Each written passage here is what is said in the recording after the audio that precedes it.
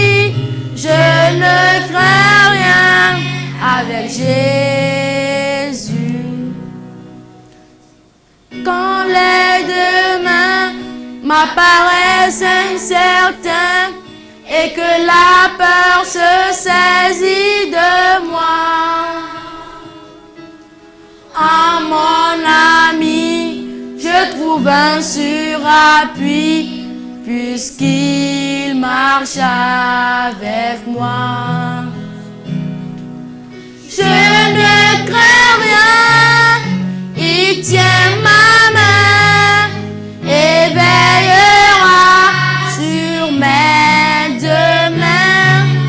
Plus de soucis, sa paix me suit. Je ne crains rien avec Jésus. Jésus c'est tout, Jésus contrôle tout. Jamais il ne m'abandonnera. Oui, je dépose à ses pieds toutes choses et il s'en chargera. Je ne crains rien, il tient ma main et veillera sur mes deux mains. Plus de soucis, sa paix me suit. Je ne crains rien avec Jésus. Merci.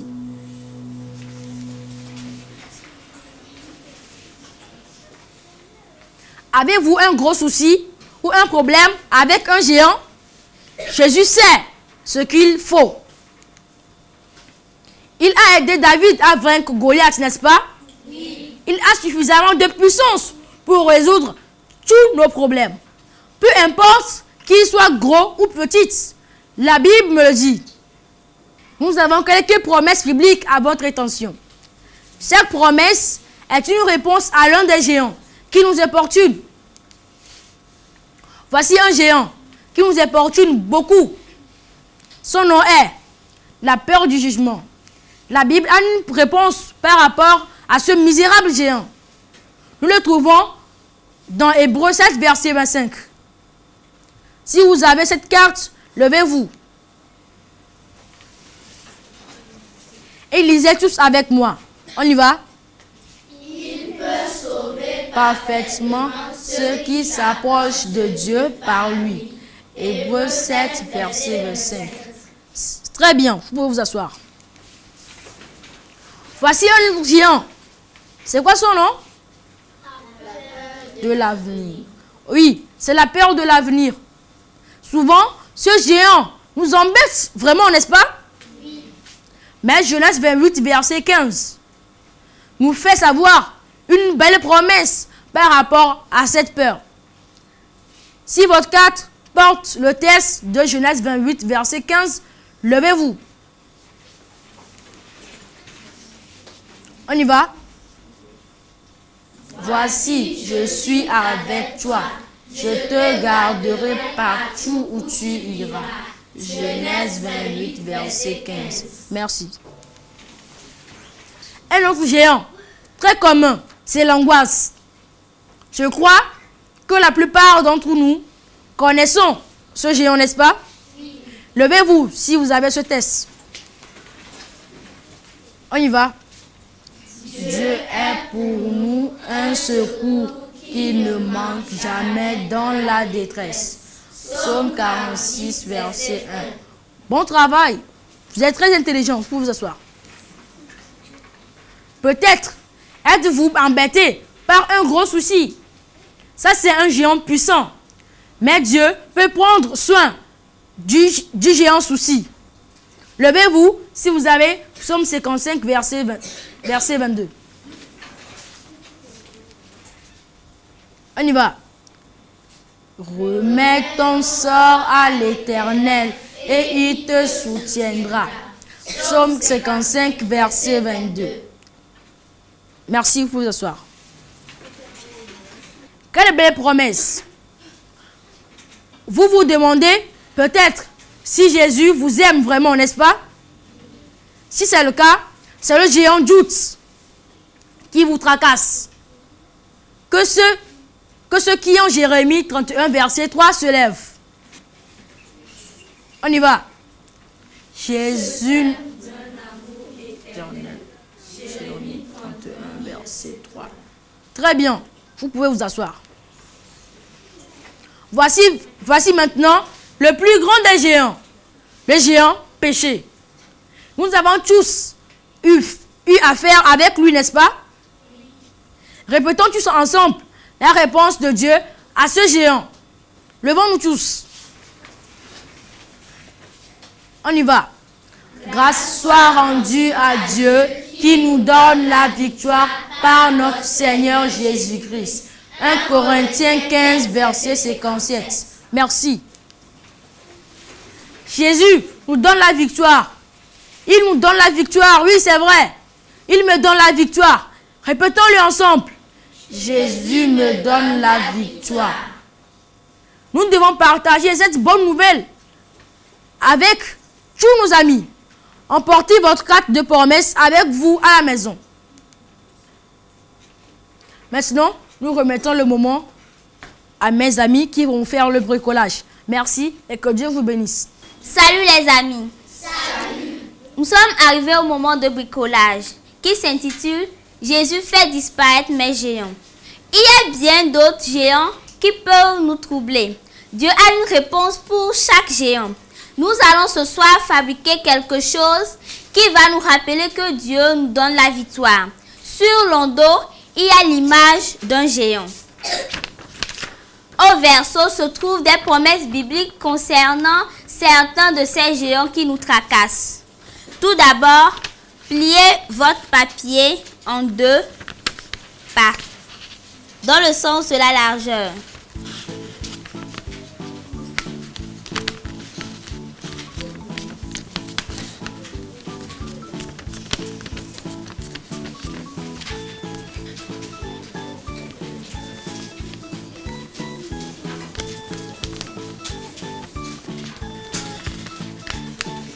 Après cela, pliez de nouveau.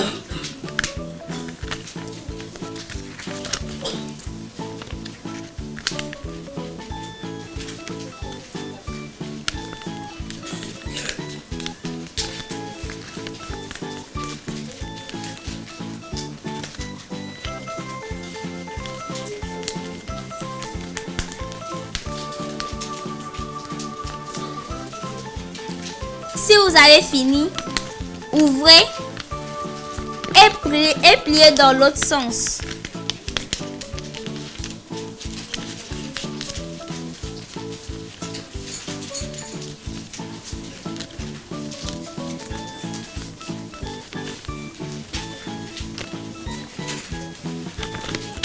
Après, ouvrez.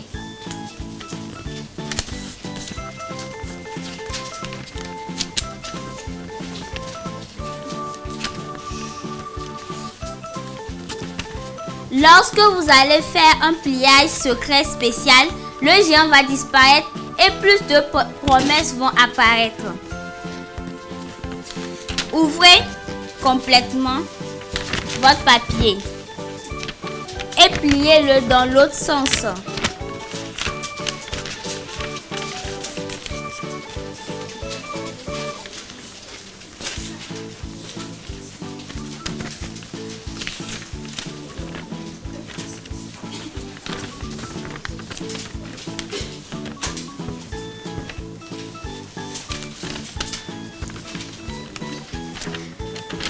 Ouvrez complètement et veillez à ce que cette partie soit face à vous. Face à vous. La partie où se trouvent les pointillés. Face à vous.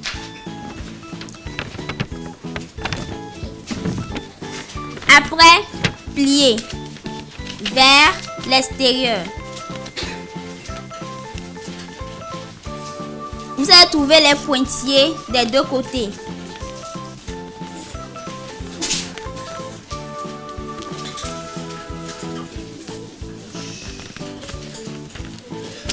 Maintenant, prenez vos ciseaux.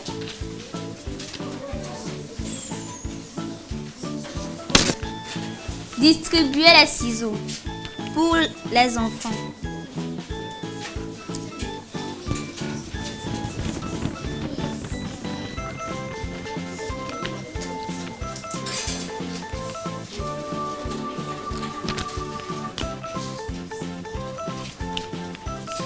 Si vous avez déjà reçu vos ciseaux, coupez sur les pointillés et arrêtez-vous juste à la fin des pointillés.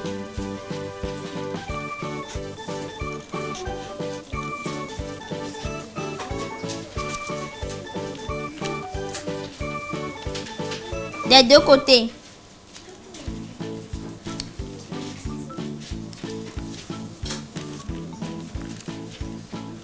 Et si vous ouvrez, vous allez trouver ceci.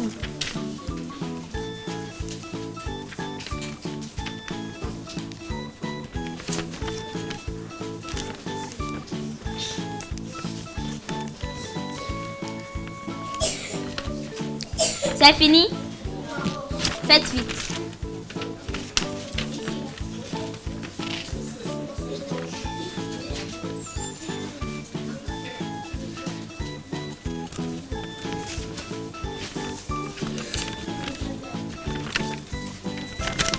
Si vous avez fini, ouvrez la feuille.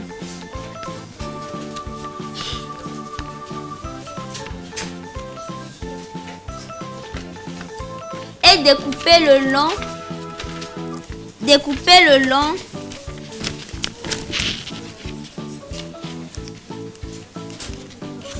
Est-ce que vous avez fini? Non. Faites vite. Ouvrez la feuille et découpez le long de la courte ligne pointillée.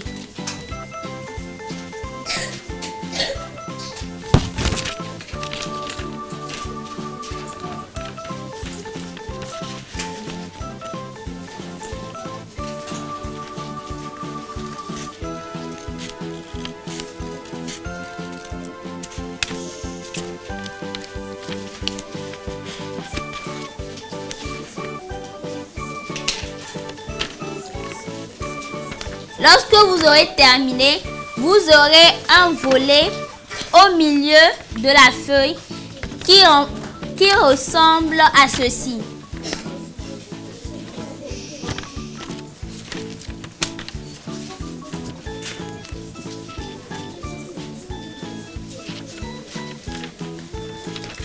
Pliez le volet vers l'arrière pour qu'il ne vous gêne pas. Vers l'arrière.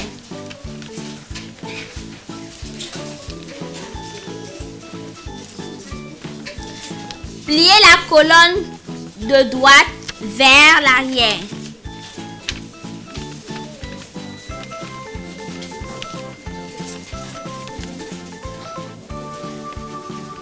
Voici à quoi ressemble votre feuille. Ensuite, pliez la colonne qui est maintenant sur la droite vers l'arrière.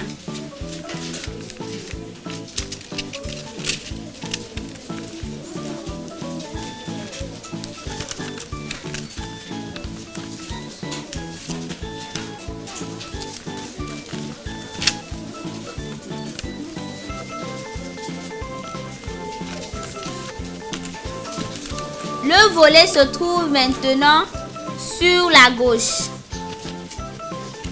Pliez-le vers la droite par-dessus la feuille.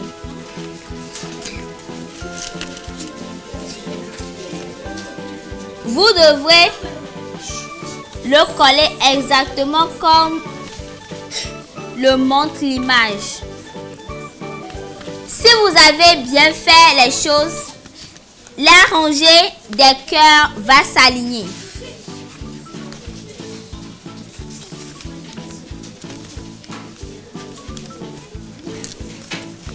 Vous avez terminé?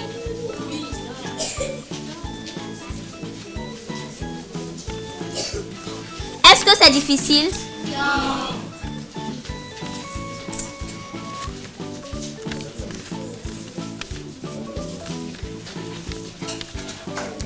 Mais quand vous jouez avec le flèzagon, il va faire une chose qui va vous sembler impossible. Faites l'expérience. Retournez-le de manière à voir le géant.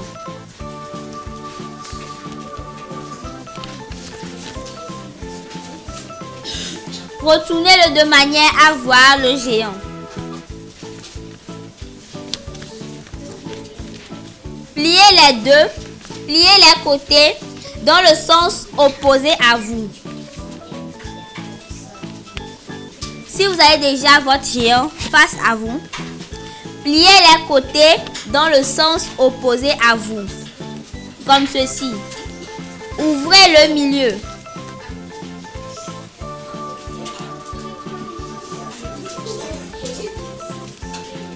Pliez les côtés dans le sens opposé à vous. Ouvrez le milieu. Vous voyez toutes les promesses. Est-ce que vous les voyez?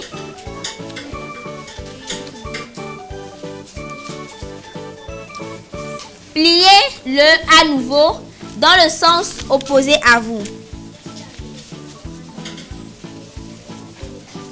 Et ouvrez-le par le milieu à nouveau. Que voyez-vous maintenant? Des quoi? Que voyez-vous maintenant? Non, si vous avez bien fait, vous allez trouver de petits visages souriants. Au milieu du géant, ce sont des tas de promesses. Les géants sont les tentations de notre vie. Tous ces géants nous font peur ou nous rendent tristes et coupables. Jésus a une promesse pour combattre chaque géant. Beaucoup de ces promesses sont sur le flèzagon. Si vous avez le temps, maintenant, prenez les crayons et coloriez le géant. Vous pouvez aussi colorier les cœurs et les autres formes également.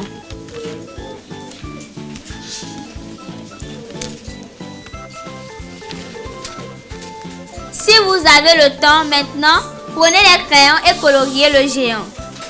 Vous pouvez aussi colorier les cœurs et les autres formes également.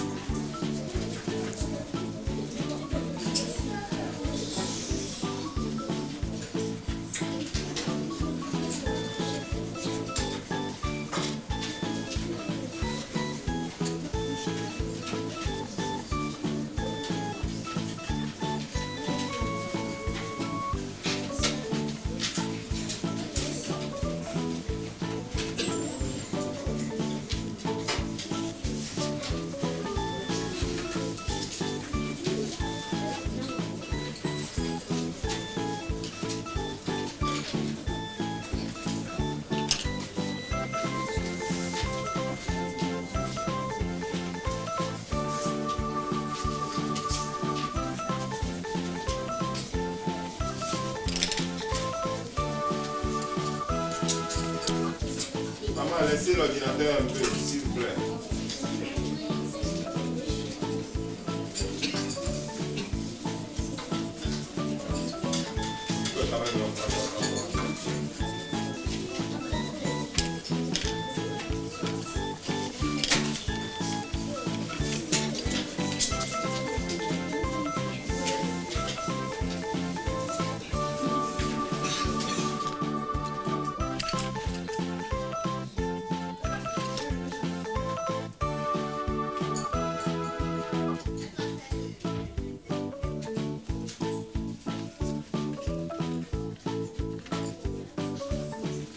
On peut continuer. Jésus fait disparaître mes géants. Le plus grand des géants, c'est le péché. Jésus fait disparaître ce géant également. Jésus me donne la victoire. C'est ce que me dit 1 Corinthiens 15, verset 57. Levez-vous et répétez avec moi ce verset. Levez-vous s'il vous plaît.